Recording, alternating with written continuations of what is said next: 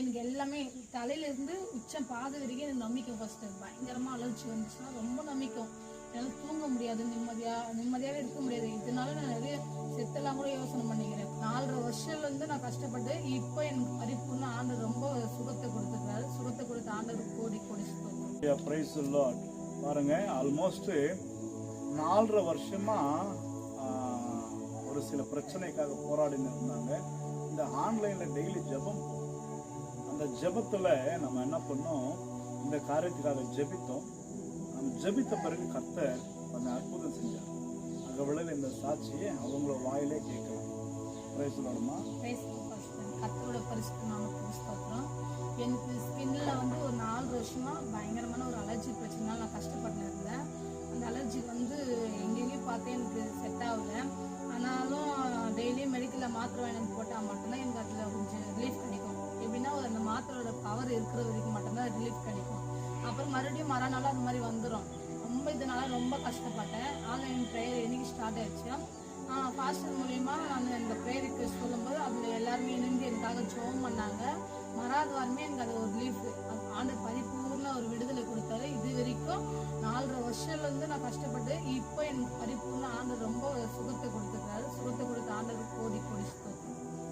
இப்போ வந்து அடுத்த மாத்திரை எடுக்கிறீங்களா? இல்லைங்க, ஃபர்ஸ்ட் மாத்திரை எடுக்கிறதே இல்லை. 4 வருஷமா நான் மாத்திரை எடுத்திருந்தேன். இப்போ மாத்திரைலாம் எடுக்கிறது இல்லை. கர்த்தர் எனக்கு பரிபூர்ண சுகத்தை.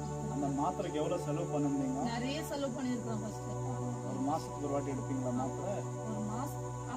ஒரு மாசம் வரைக்கும் தான் எடுத்துனுங்க. வாரத்துக்கு ஒரு வாட்டி எடுப்பேன் மாத்திரை.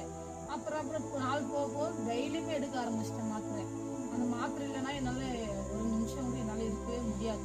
அப்புறம் ஜபத்தில் நீங்கள் ஜெபித்தீங்க, எனக்காக எல்லாருமே ஜெபம் பண்ணாங்க. இப்போ ஆண்டவர் பரிபூர்ண ஒரு விடுதலை சாட்சியை நிற்க வச்சிருக்காரு.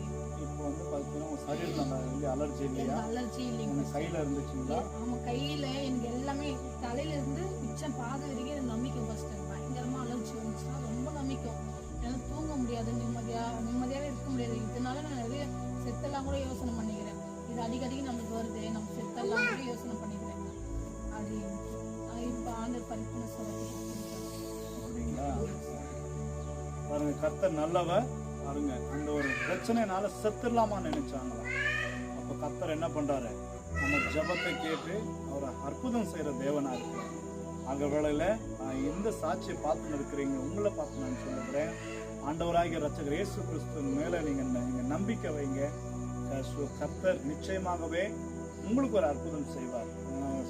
சிஸ்டர் ஆஷா செஞ்ச அந்த அற்புதத்தை இந்த ஆன்லைன்ல பார்க்குற உங்களுக்கு கர்த்தர் செய்வார். God bless you.